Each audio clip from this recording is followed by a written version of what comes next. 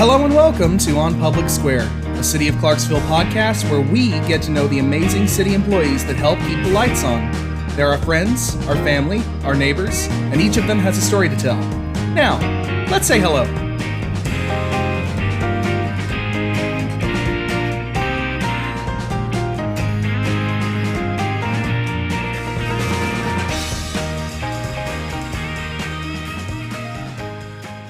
All right, and welcome to another episode of On Public Square. I'm joined today by some folks from our Parks and Recreation Department. We have Randy Kelly and Sarah Burke, who worked on a very special project at one of our local parks, Valley Brook along Riverside. Hey, so Randy. Hey, Sarah. How you doing today? Good. How are you? Doing great. Sarah and I know each other pretty well. We went to the same school, like back to kindergarten. Both went to Montgomery Central. But let's start simple. Let's just do some introductions. Sarah, if you could kind of just let people know who you are, what you do, that kind of thing. My name is Sarah Burke. I work at Liberty. I'm a tech for Parks and Recreation. Currently in the process of working on the Pollinator garden as well. So what's your job title? Oh, I'm a ground facilities maintenance technician. Wonderful. And that's actually a job that I believe there's some openings for. If anyone's looking for a job, check out the listings on cityofclarksville.com. Yes, we have a couple openings right now. Yeah, I was about to say, I thought I saw some. I wonder, do you know which parks they're for, or is it divided that way? We don't necessarily hire park by park. So if we have an opening, because they're in certain classifications, so we could put them at any of the parks in the system. Sarah, how long have you been in with Parks and Recreation? I started in 2021, left for a couple months, and then quickly came back because you can't beat city life. Yeah. Didn't you, for a while, I seem to remember seeing on social media that you, moved to Alaska and were doing some filming or something? Am I making that up completely? No, that was part of my life. I made a promise to my dog. Got her up there. But yeah, I lived up there, and I did filming for the museum, and I worked for the local movie theater up there as well. That's awesome. So you've kind of worked with wildlife quite a bit, or nature, I guess. Try to, yeah, you know. Gotta get a little back to your roots. Yeah, love it. What about you, Randy? So my name is Randy Kelly. I am the Deputy Director of Operations for Parks and Recreation. I'm in charge of all of our maintenance at all of our parks. Also in charge of aquatics, and historical properties are under my supervision as well. What does aquatics mean in this case? So aquatics, currently we have the 3 pools. Okay. Right. So I supervise all aquatics, our lifeguards during the summer. Of course, not directly, but with the staff that are out there through our chain of command. Lovely. The pools are it's always great when they get to open and people get to have that for the summer. It is a great advantage, especially when it's really hot out. So I guess let's go ahead and talk about what we're here for today, which is Valley Brook Park. That is a park located along Crossland Avenue, not far from Riverside Drive. It is parallel with the train tracks up on the hill, and it also has an overlook that is currently where the Greenway, the most southward point of the, not Greenway, the Riverwalk, rather. Yes. At least for now. But great park. I always loved that one as a kid because it had a little creek running through it. Valley Brook, I guess, makes perfect sense. But if you've been there, I believe it has a couple pavilions, a very nice park with some relatively new equipment, and now a brand new pollinator garden, which we put out a press release recently. And Sarah and Randy, you were both instrumental, I believe, in getting this project going. The mayor brought it to my attention when I was working on one of our employee newsletters, and just really wanted to give a shout out on this particular project. So I guess let's just start from the beginning. How did this project come up? So the project came up. Parks and Recreation got a grant from National Resources Conservation Service to do a pollinator garden. Pollinator gardens, just the whole pollinator environment or movement right now is really big. Nationwide, there's been the loss of bees and different things like that and various other pollinators. So that's a real push right now of doing that. it's natural, just giving them a habitat, rebuilding habitats and things like that so that they can thrive, as they are a really big part of what goes on in nature. They help us, we help them. How much was the grant for? The grant was $10,000 grant. $10,000. You can do a lot of gardening with $10,000. It goes quick. It goes really Quicker than fast. you would expect, yeah. I'm sure people would be surprised just how much goes into something like that, how much planning and then all the implementation. But as far as protecting pollinators, so bees, of course, but that also includes butterflies, Bees, butterflies. Moths, bats. Bats count as pollinators. I didn't know that. Bats are nocturnal pollinators. Yes, sir. Huh. Bring us home at night. But yeah, so bees, wasps.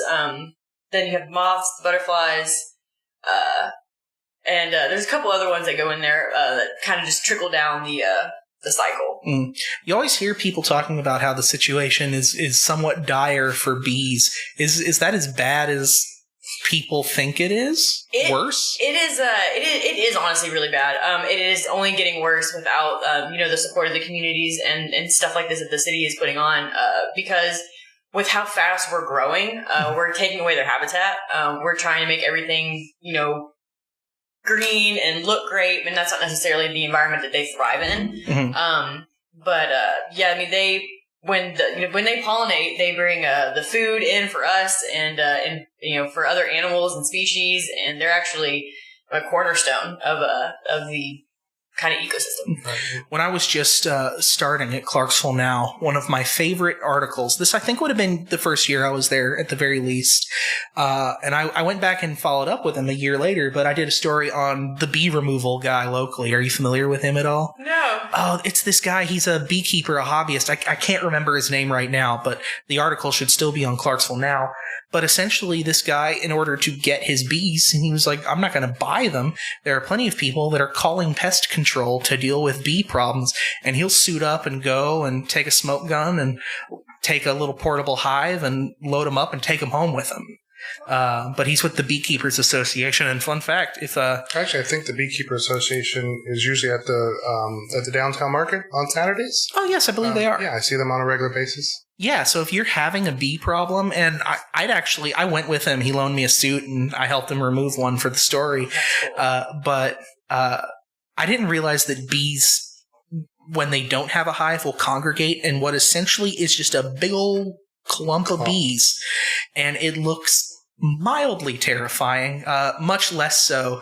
What I learned with this story is if you leave them alone, especially when they're in that, we don't have a hive situation, they're trying to stay low key, your risk of getting stung is actually much, much lower. So if you see something like that, do me a favor and call the bee guys. Don't kill them, but instead... Don't kill them, and it's very true. They pretty much stay to themselves. They're not going after humans, per se. They just do what they do. But a lot of swatting at them and stuff like that, you rile them up, and that's when you excite them and people get stung. I've always thought it'd be cool to keep bees. I don't have the space for it, but I've always thought it would be a lot of fun. It looks fun. I don't know. A little personal. I'm allergic to bee stings. Oh, really? So no. That'll be a no. No bees for me. No bees, please. Awesome. Well, so... going back, so protecting pollinators is important, which means providing places for those pollinators, which means things like pollinator gardens. I guess, tell me a little bit... Whoops.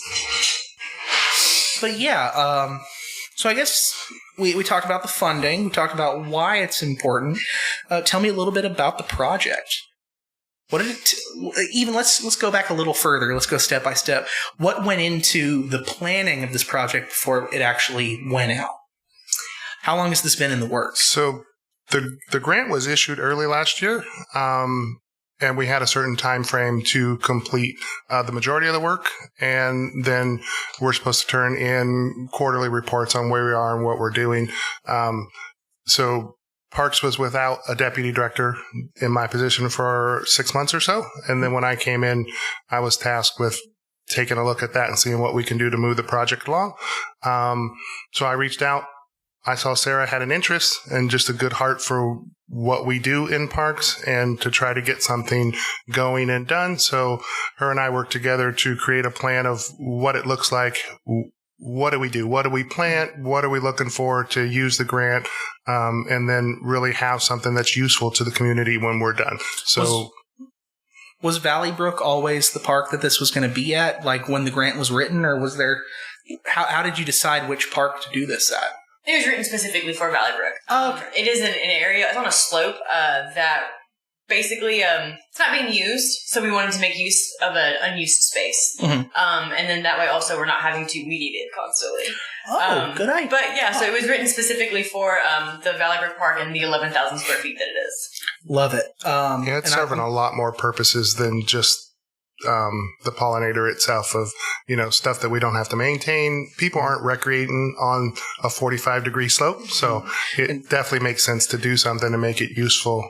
And now that building is happening on the other side of the street from there with, I know Judy's Hope is right in that area, and I think some of the other land might be zoned for a project soon. I might be making that up. Having something there to help with any water that might run off is going to be a big help, I'm sure. But I'm glad you mentioned that reaching out to you, Sarah, just for showing interest. That's always one of the things I think is kind of cool about working for the city. A lot of positions have that room of like, I'm interested in this thing and would like to get involved with this thing that I care about. And there's some room for that to be made possible. I've always liked that about working for the city. But so I guess moving on to the actual project itself. You mentioned what is it, 11,000 square feet? 11,000 square feet, yes, sir. That's a lot of land. The project is listed in the press release, 11,000 square foot grassy slope along the east end of Valley Brook Park and turn into a native habitat for pollinators. Of course, removal first. How was there a lot to remove? It was basically just taking off that top layer of grass, of any kind of debris and buildup, and getting down to like the topsoil of the dirt, and starting from bare nothing. And trying to regrade it just a little so it's not so steep, so that we'd be able to work on it and stuff like that as well. Yeah. Like you said, it's going to help with maintenance time. We're not going to have to have people mowing and weed eating a rather difficult slope to do those things on.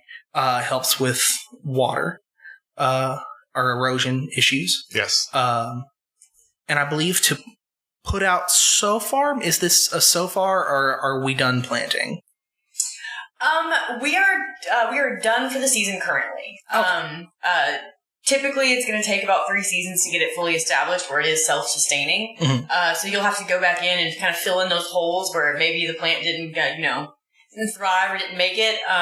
But yeah, so for now, we're done with the planting season, and we are waiting spring next year. With the weather changing, I've started to wonder if maybe we're moving a little closer to fall. It's been so lovely just this week.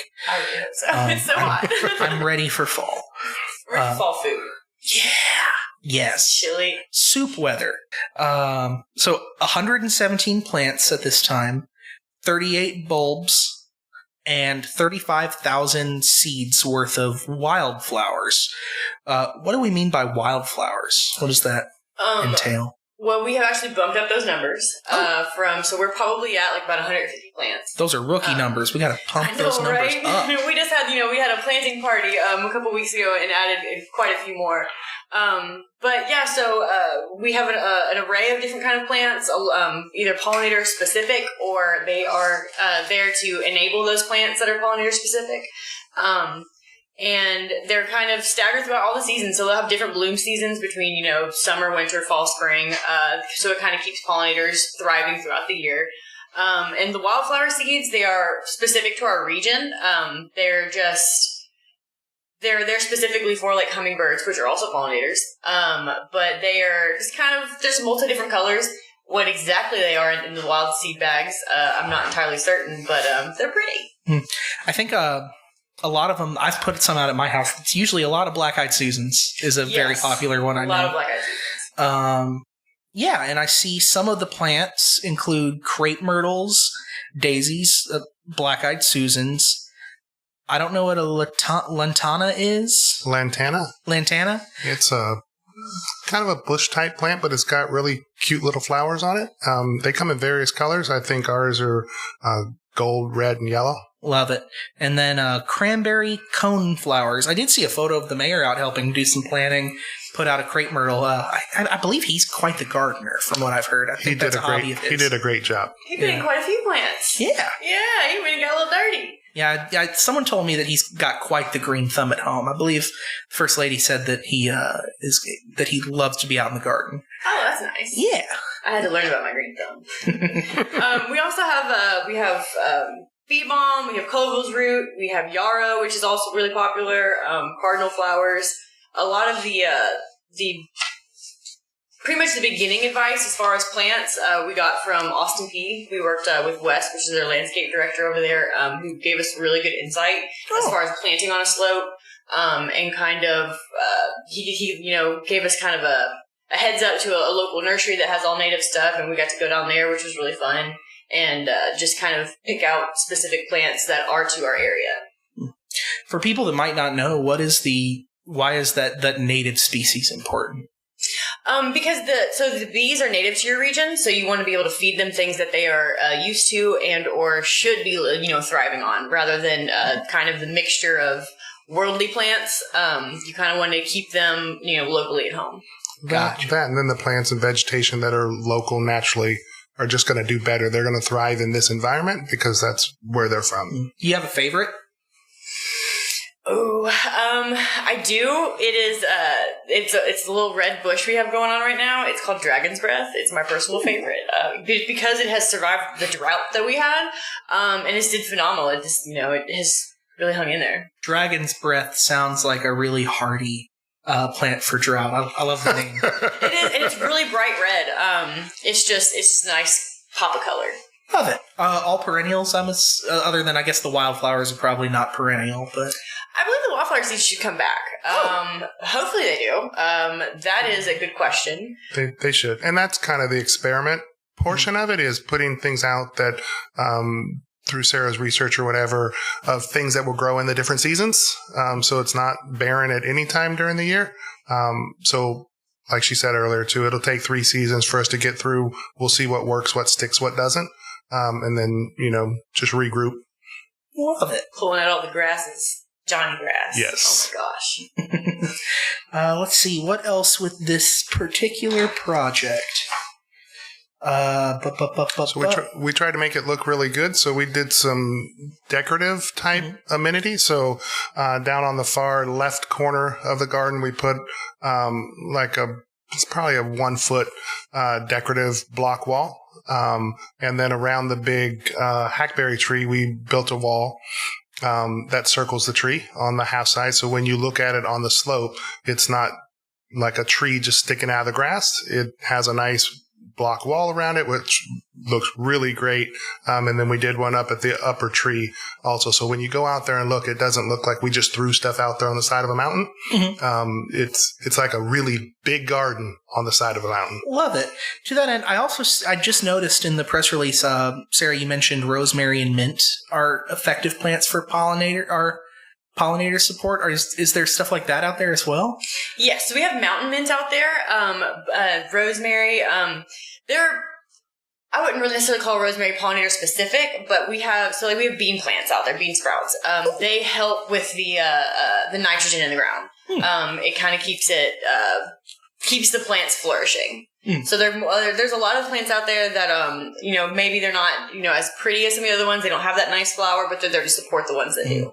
Do beans and such, do those need to be harvested, or can that just be left to its own devices? That is part of our experiment. So we put a lot of seeds out that to kind of make a little meadow just to see what it'll do. See what happens, and then we can kind of base next year off of what does and does not succeed. I keep a little herb garden at home, and that's my favorite thing because I just love the smell of it. I keep everything real close to the porch, and I got rosemary and mint and sage and thyme. And that rosemary is strong. I love the smell of rosemary, especially when it just starts growing for the year.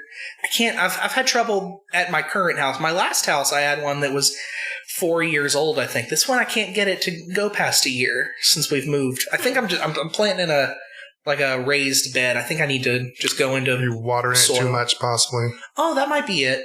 Yeah, sometimes they don't need a whole lot of water, and then you get root rot and things like that if you're just overwatering. Especially you find that a lot in raised beds if they don't have good drainage where you're running the water out. I'll keep that in mind. Awesome. So as you've said, there's a lot of sort of experimentation going on into this, and that's neat. So this is something that people might see a little bit of change in over the years as lessons are learned, I suppose. Oh, absolutely. This has definitely been a learning process. I am so grateful that I got the opportunity to be a part of this, and so grateful that Randy has helped out as much as he has. I do not have a green thumb. Did not, I should say. Have never really had a garden, and so this is basically for myself personally, starting from scratch, bare minimum. So I really tried to do as much research as I could, but it's a learning process over time. There's stuff that you do need, you don't need, you don't even realize that would be great to have. Over the next couple of years, as we move things out and see what works, I'm really excited to see how it turns out in the end. Mm-hmm. Once some of that experience is had and that information we have a little bit more information on what works and doesn't through experience. Is this something we might see at other parks as well? See more pollinator gardens? Or that's a good possibility. On the park side, there's a lot of new things that we're looking at doing. We're going to be working on some prairie restoration. We have no-mow zones, which are riparian barriers along the river. Planting new trees, keeping things together. We're creating a new chip in place program, so we go out after storms or whatever. So we got the down limbs and things like that. Instead of hauling them off to the dump, we're going to chip in place, blow them back into the natural environment, and do things like that. Love that. Very cool. Glad to hear. Something I really like. And I know there's a couple private ones. It's just community gardens. Is that a thing that's ever been looked at by parks? So I came from Los Angeles, and I'm not supposed to say that, but I came from LA 6 months ago, and I get teased all the time. But frankly, I don't care. I got broad shoulders. I can deal with it. But there's a lot of community gardens in LA. Out here, I don't see a whole lot. What's the group we were working with? CSC or? Oh, the Southern Grasslands Institute. Yeah, Southern Grasslands. So we've been working with them and talking to them about different things too, of what may work, what may not work. What it really allows us to do is build really solid collaborations in working with other organizations. And not only that, when we get the sign put at Valley Brook, it'll have information on if someone wanted to start one in their backyard and they want to do one at home or things like that. It'll give them a head start on some things like that. So part of the grant, if we wanted to make things educational, so you get to see it, you get to see what we're doing. We may or may not put it in some other parks here and there, but definitely being a resource to the local community for them to reach out and be able to do some of the same things. Love that. I know I saw, I think it's Rotary Park maybe with the county. They've recently, and it's like a volunteer-based thing, and I think they're partnered with like AARP, and that AARP members can help out with a small community garden they've added. I'm pretty sure it's at Rotary. It's not at one of ours, so chances are it might be a county park at Rotary. Mm-hmm. And maybe to this scale, it was a rather large, plot of land. But I mean, it's just so simple to have a small garden, anywhere. Mm-hmm. Whether it's just throwing some seeds out, in your backyard, in an alley, or just around different parts of the park. So I'm hoping we can get some more of those going. Very cool. And I know this kind of ties in kind of neatly with the Healthy Yards initiative here locally. There's lots of people that are interested in getting in on help making their property more pollinator friendly, more green friendly, and more butterfly friendly, I think is a particular one. Are there any resources you'd recommend for folks just trying to maybe do some good and make their yards a little more wildlife friendly? Definitely the Healthy Yards campaign is phenomenal. We worked with them also. Yes, we worked with them also. They really have all their information. But I mean, you can go to like the National Park Service. They have a lot of information going on. Surprisingly, at least surprising to me, TDOT has a huge pollinator program. Really? They do a lot of like the sides of the interstate. They just turn them into like little pollinator gardens, so they're less to maintain. But I was actually very impressed with TDOT. That's neat. I didn't know that. I love that. Yeah, I thought it was pretty cool. Very cool. And it looks good when you're driving down the highway. So yeah, it's a win. It's a win-win. I know there's like the Adopt a Shoulder or Adopt a Curb program where some people put out gardens. I believe there's some like in front of Gary Matthews. Yes. That are some Adopt rather Plot. nice ones. Yeah, Adopt a Plot. That's it. Yeah. Yeah, I love that. Very cool.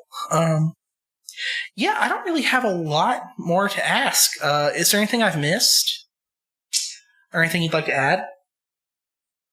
I would say Randy's our wall man. Randy, he has surprised me in the fact that he has gotten down and dirty with us. He really has. He has gotten out there. He has In a good sweated. way. In a good way. He has sweated. He's gotten muddy. For a Californian. I'm just kidding. I'm a worker bee, no pun intended, but I'm a worker bee. I don't have a problem putting on a pair of boots and jeans and, like she said, getting down in the dirt with them. One is it helps me to understand the staff that I supervise. Two is just being a leader, reaching out and helping to be a part of it, and just drawing the whole team together. Since I've been here, and some of my goals are to make us just better collaborators, getting along and doing stuff that the public would like. The public gets to see, just helping out the city of Clarksville. Love it. And then I had a question, sort of. Will be interesting perspective. We have someone who's lived here for a very long time and someone who's moved here not relatively recently. 6 months. Yeah. What's your favorite park? Do you have a favorite? I can't have favorites because I supervise them all. Oh, that's so cute. I didn't think about that. Right? So, because I have staff at a bunch and I don't... He loves them all. I don't want to do that. Not about the staff. I'm a parks and recreation person, so I just love the outdoors. Valley Brooks' his favorite. For me personally, the Riverwalk has always been kind of home. That was when I was a kid. Everybody would be walking there, all the events. That was the first park I started at. So yeah, I mean, Riverwalk is probably one of my personal favorites. I can get that. Similarly, and it's just because I live over there now. I live over behind Kenwood and can walk to the Greenway, and the Greenway is where I take my dogs, and where now that I have a kid, we go walking down there. So, and we take care of that too. Mm-hmm. So it's hard to pick, but they all have their own little special things about them. They have different amenities and things like that. So if you are looking for big open space, you go down to Liberty. If you're looking to sit along the river or whatever, you'd go to McGregor. If you forgot about Billy Dunlop. Right, you go to Billy Dunlop. If you're going to be on the river and you're going to float, you get out at Billy Dunlop. You get in at Robert Clark. I love Billy Dunlop just because I like playing or messing around with in the creek. Right, river. Where is it? It's Red River. Red River. Red River. Yeah, right. Blue Way. I like that. I remember being a kid and going out there, and then I totally forgot it even existed until getting able to come back. My black lab loves Billy Dunlop. And we have 20 some odd neighborhood parks, just the small parks that are in communities and stuff. And new one soon. I just want to give a shout out to the rest of Parks and Rec and the other departments that we got to work with. Yes. Because anytime that we needed help, or had any questions or needed advice, it came in floods. Everyone was very more than willing to come and help. I know Junior had sent one of his guys over to dig the retaining wall out for us, and that's from building and facility maintenance. Yes, yes.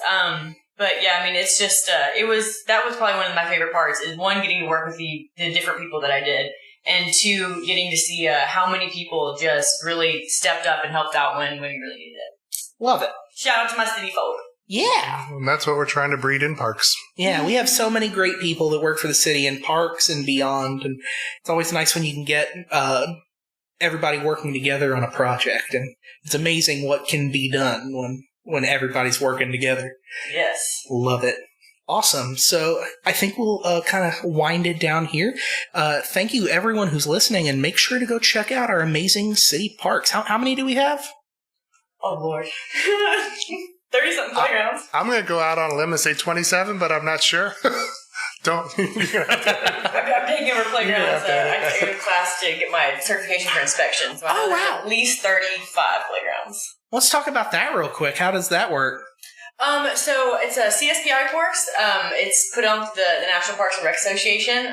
So basically, I'll be getting certified to inspect the playgrounds for their safety and make sure, little kid can't get his head stuck in there. and that we're maintaining the playgrounds to the standard that we believe they should be at. Sort of OSHA-esque, I guess, for the classes. It is like a version of OSHA. Yeah. It is. To make sure that nobody's going to get hurt. Everybody wants to have fun on a playground, and we, just implementing the maintenance and any kind of improvements. Love it. So I go to Alabama next week. We got it next. Okay. Very cool. I'll give you this then. Since Sarah's my go-to girl. Love it. Since you can't, and I get it, you can't have a favorite park when you're in your position, and you can think back to childhood if you want on this. Favorite piece of playground equipment? I like to end on a fun question. The metal slides. Just kidding. You got burned. Burn on a summer day. Burn the skin off your bottom as you're going down. I guess that's not legal anymore. I have to think about that. You're a swing man? Did you like to swing? You're a seesaw guy. No, I love all the stuff I like. You can't do. You can't do merry-go-rounds. That's my favorite. I love those because we would get on them and one person would spin until someone fell off or got sick. I like the swings, but we were wild and crazy kids, so we'd swing and see who could jump the farthest. And that's when they were on asphalt. They aren't the soft land play stuff like it is today. Our elementary school had, thinking back when we were in school, some of the more dangerous playground equipment for things like, there were things that were very much, they were like, the fifth graders can use this stuff, and even then we don't recommend it. One that was just like a steel monstrosity of like high bars and stuff like that. We had a steel bar. It was probably about 4.5 feet off the ground, and you would literally get on it and flip and just keep going. Yep. And gymnasts. Something happened one day, and I let go, and it didn't feel so good. And I don't remember the rest. Love it. What about you, Sarah? I was always a swing fan, but racing on the monkey bars, that was always a good time on the playgrounds. Seeing if you could make it all the way across, and two, seeing if you could outbeat the guy next to you. I do remember when the game was changed for playgrounds when the giant wooden playground was put in at Liberty Park. I guess that would have been like 2008? Roughly, yeah. Ish. I think somewhere around there. 2008, somewhere in that area. Yeah, that was a really cool one when it first opened. Still is. But yeah, when that first opened, that was just very impressive. Rotary helped us out with that one. Yeah, Bikers Who Care, I think, had a big part in that one. Mm-hmm. Yeah, Bikers Who Care did McGregor as well. Yeah. Mm-hmm. But yeah, I'm excited to see where our playgrounds are going to go. Yeah. Love it. Asking about Murphy. What am I asking about Murphy? Oh, yes. Sarah was telling me about something a little bit before we started, that our pollinator garden has a resident by the name of Murphy. It's Randy's favorite thing. Yeah. He has a penthouse apartment. He has a penthouse apartment. I don't know. I think he's living under the road, and he's as big as a small dog. He scared Randy one day. Scared me when I came tromping down from 2nd Street. Now I make access through the pathway. Gonna go full Caddyshack with it? Oh, he was huge. He has a giant hole. I could probably fit in the hole. But he doesn't really mess with anything. He doesn't eat the flowers, so we just let him be. He's made his home there, and we're not going to uproot him from it. Love it. Awesome. Well, yeah, I think now we will wind down a little bit. Thank you all for tuning in again. Thank you. And make sure you check out all of our amazing parks, all of our amazing green space. Go check out the Greenway. Go check out the Riverwalk. Soon you'll be able to do both of those things at the same time. We have a pedestrian bridge coming that I will not stop talking about how excited I am about. We have a lot more than that coming. We're expanding Greenway. Yeah. Our goal is someday you can go from Heritage Park to Liberty. Love it. And we're going to keep working on that, and you're going to keep hearing about amazing things that Parks and Rec is doing amongst all of the other incredible city departments. So stay tuned for more news about parks, more news about places you can go walk and see some wildlife and some trees. And thank you so much. Thank you guys so much for coming in. Thank you, Casey. Thank you. We had a good time. Thank you for tuning in to On Public Square. See you next time.